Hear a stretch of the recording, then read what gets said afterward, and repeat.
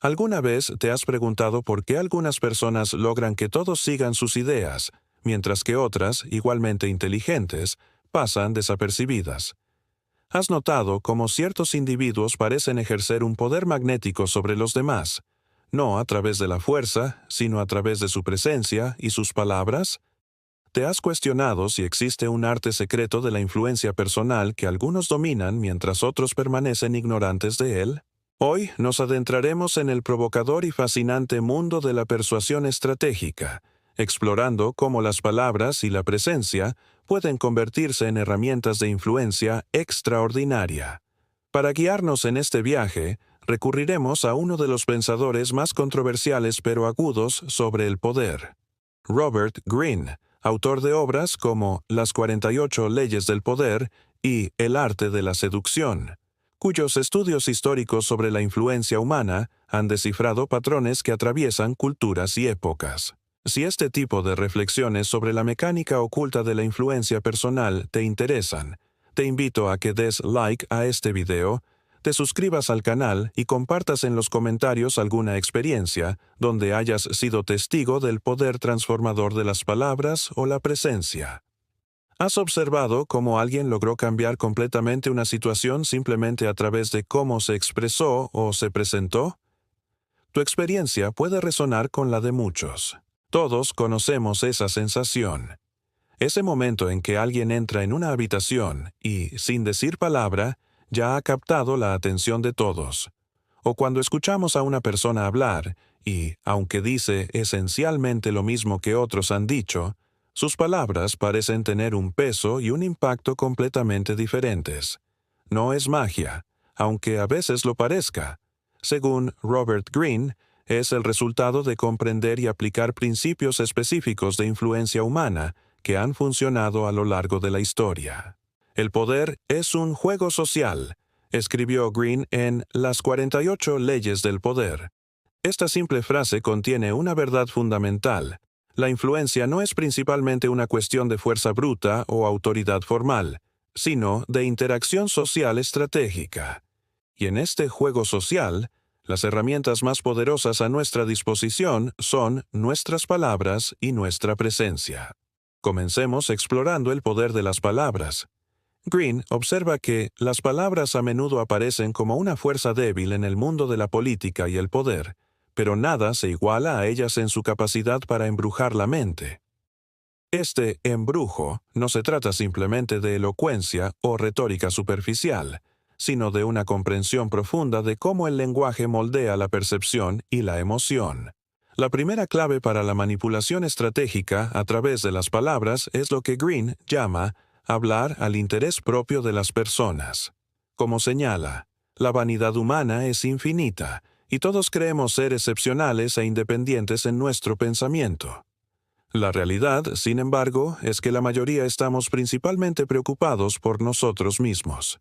Esta observación, aunque podría parecer cínica, nos ofrece una herramienta poderosa. Cuando enmarcamos nuestras palabras para reflejar los intereses, valores y deseos de nuestro interlocutor, multiplicamos exponencialmente su impacto. No se trata de engañar, sino de comprender genuinamente la perspectiva del otro y articular nuestras ideas en términos que resuenen con su visión del mundo. La psicoanalista británica Melanie Klein, aunque desde una tradición intelectual muy diferente, llegó a una conclusión similar al observar cómo incluso nuestras relaciones más íntimas están moldeadas por proyecciones de nuestros propios deseos y temores. Comprender estas proyecciones nos permite comunicarnos de manera que active ciertas respuestas emocionales en lugar de otras. La segunda clave es lo que Greene denomina la ley de la economía verbal. Cuanto más hables, advierte, más común parecerá tu discurso. En un mundo saturado de información y opiniones, la escasez crea valor. Las personas que hablan constantemente, que opinan sobre todo, que llenan cada silencio con palabras, diluyen el impacto de lo que dicen. En cambio, quienes hablan menos pero con precisión, quienes escogen cuidadosamente cada palabra, quienes saben valorar el poder del silencio, crean un aura de autoridad que amplifica su influencia, como observó el filósofo chino Lao Tzu mucho antes que Greene. El que sabe no habla, el que habla no sabe. La escritora Susan Cain, en su exploración del poder de los introvertidos, ofrece una perspectiva complementaria.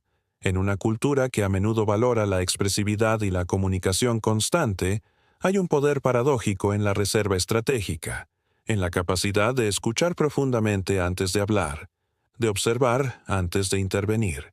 La tercera clave para la manipulación a través de las palabras implica lo que Green llama la ley de la expectativa. Nuestras palabras tienen el poder de crear expectativas que luego moldean la realidad. Cuando hablamos con certeza sobre resultados futuros, cuando articulamos visiones claras de lo que puede ser, creamos un marco mental que influye poderosamente en cómo los demás perciben e interpretan los eventos. Los grandes líderes y visionarios, desde Martin Luther King Jr. con su Tengo un sueño, hasta Steve Jobs con sus presentaciones casi mesiánicas de nuevos productos, han dominado esta capacidad de utilizar palabras para proyectar un futuro tan vívido que comienza a manifestarse por el mero poder de la expectativa que genera. El neurocientífico Andrew Newberg ha estudiado cómo las palabras literalmente cambian nuestro cerebro, activando redes neuronales específicas y liberando neurotransmisores que alteran nuestro estado mental y emocional. Cuando comprendemos este poder, podemos seleccionar conscientemente palabras que evoquen los estados mentales y emocionales que deseamos generar en nuestros interlocutores. Pero por poderosas que sean las palabras, Green advierte que pueden quedar vacías sin el respaldo de una presencia impactante. La presencia es esa cualidad indefinible que atrae toda la atención, escribe. No puedes fingirla o fabricarla artificialmente. Proviene de aceptar plenamente tu individualidad. La primera dimensión de una presencia poderosa, según Green, es lo que podríamos llamar congruencia interna. Cuando nuestras palabras, acciones, expresiones y lenguaje corporal están alineados, proyectamos una sensación de autenticidad que magnetiza a los demás. Cuando hay incongruencia, cuando decimos una cosa pero nuestro cuerpo comunica otra, o cuando nuestras acciones contradicen nuestras palabras, generamos desconfianza y resistencia. La psicóloga Amy Cuddy, conocida por su trabajo sobre el poder postural, ha demostrado experimentalmente cómo incluso cambios sutiles en nuestra postura y expresión física pueden alterar no solo cómo nos perciben los demás, sino incluso nuestra propia bioquímica, afectando nuestros niveles de hormonas relacionadas con el estrés y la dominancia. La segunda dimensión de la presencia magnética involucra lo que Green denomina autoridad simbólica. Los símbolos, desde la vestimenta y los accesorios hasta el entorno físico que creamos a nuestro alrededor, comunican mensajes poderosos que preceden y amplifican nuestras palabras. En el mundo del poder, observa Green, juzgamos por las apariencias, y lo que se ve es lo que es. Esta observación no es una invitación al artificio superficial, sino un reconocimiento realista de cómo funcionan las interacciones humanas. Los grandes maestros de la influencia comprenden que los símbolos externos son extensiones de su identidad y mensaje, y los seleccionan deliberadamente para reforzar la impresión que desean crear. El sociólogo Pierre Bourdieu exploró en profundidad cómo estos capitales simbólicos, los marcadores externos de estatus y autoridad, operan como una forma de poder social tan real y efectiva como el capital económico, aunque a menudo de maneras más sutiles e inconscientes. La tercera dimensión de la presencia poderosa es lo que Green llama la seducción del misterio. Lo que se vela parcialmente, sugiere, es mucho más atractivo que lo que se revela completamente. En una era de sobreexposición digital, donde muchos comparten cada aspecto de sus vidas, hay un poder contraintuitivo en mantener cierto grado de reserva, en permitir que los demás proyecten sobre nosotros sus propias interpretaciones y fantasías.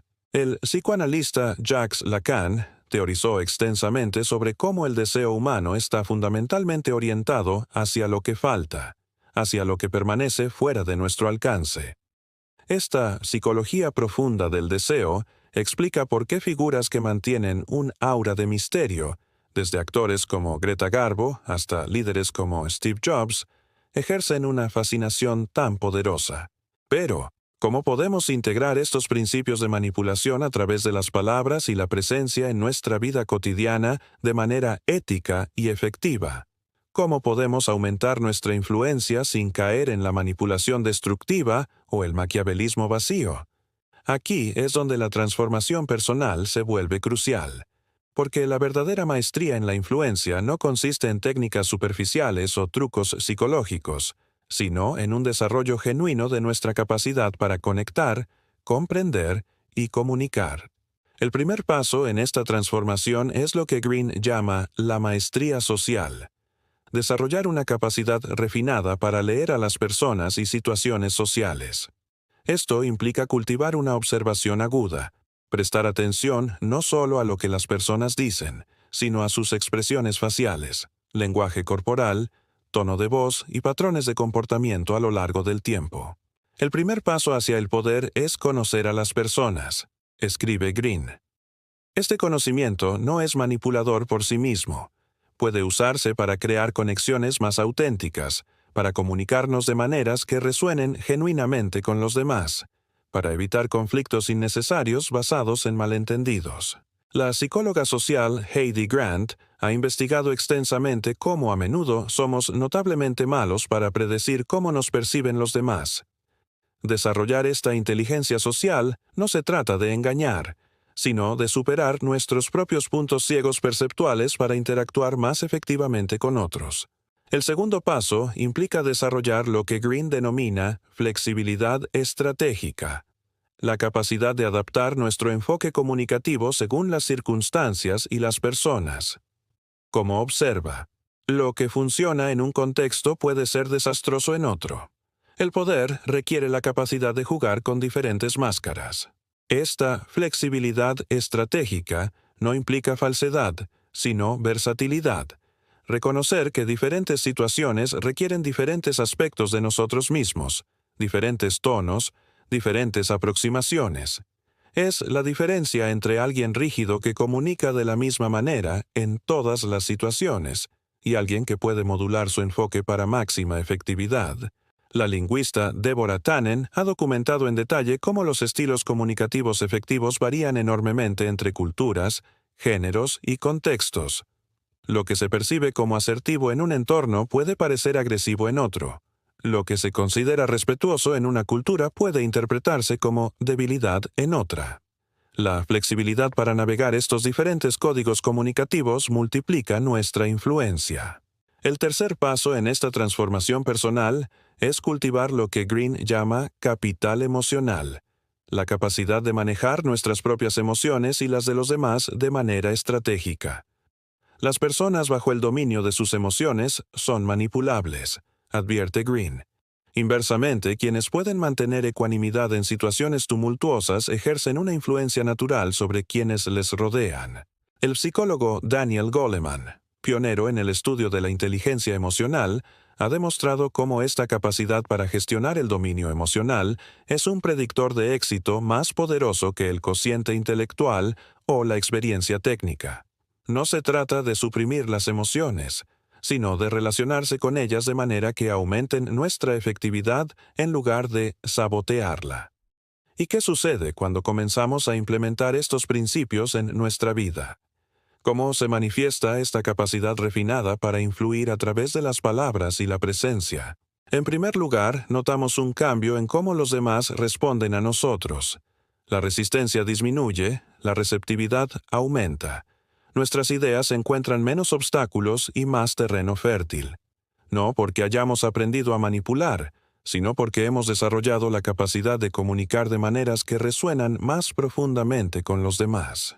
En segundo lugar, experimentamos una mayor eficiencia en nuestras interacciones.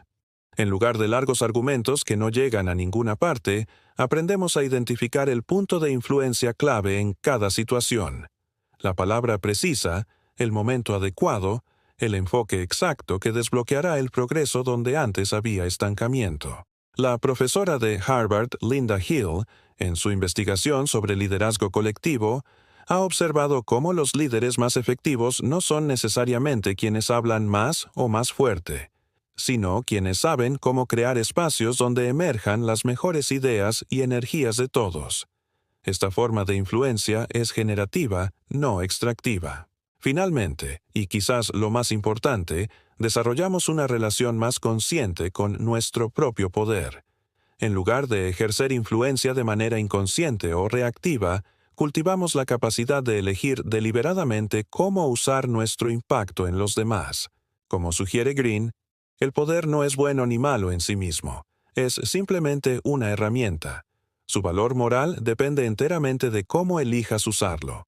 La filósofa Hannah Arendt distinguía entre el poder sobre, dominación, y el poder con, influencia colaborativa. Esta distinción nos recuerda que el verdadero arte de la influencia no tiene por qué ser explotador.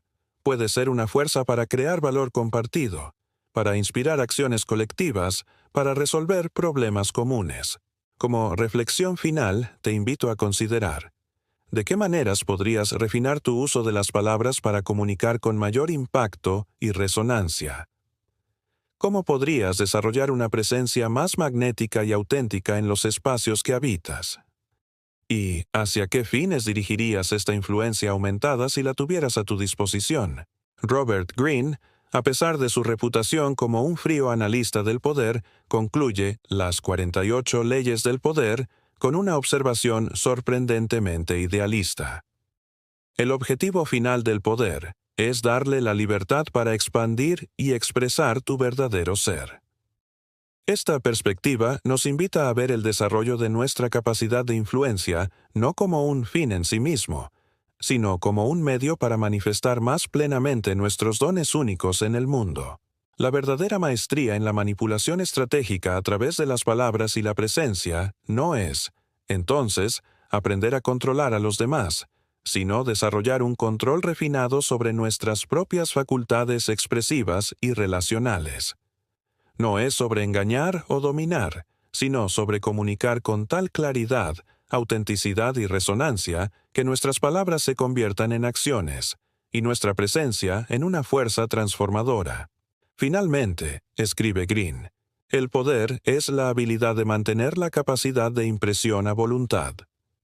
En un mundo donde la atención es quizás el recurso más escaso y valioso, desarrollar esta capacidad para captar y dirigir la atención, a través de nuestras palabras y nuestra presencia, no es solo una habilidad práctica, sino un arte con profundas dimensiones éticas y existenciales. Y con esta reflexión te invito a que compartas en los comentarios: ¿has experimentado momentos donde sentiste que tus palabras o tu presencia tuvieron un impacto transformador? O quizás situaciones donde observaste a maestros de la influencia en acción. Tu experiencia puede iluminar el camino de otros que también buscan refinar este arte sutil pero poderoso. Hasta el próximo video, donde seguiremos explorando los patrones ocultos que moldean nuestras interacciones humanas y las estrategias para navegar más efectivamente el complejo terreno de la influencia y el poder. Recuerda, las palabras y la presencia son herramientas. Su valor depende enteramente de la conciencia con que las empleamos y los fines hacia los que las dirigimos. Gracias por acompañarme en este viaje de descubrimiento.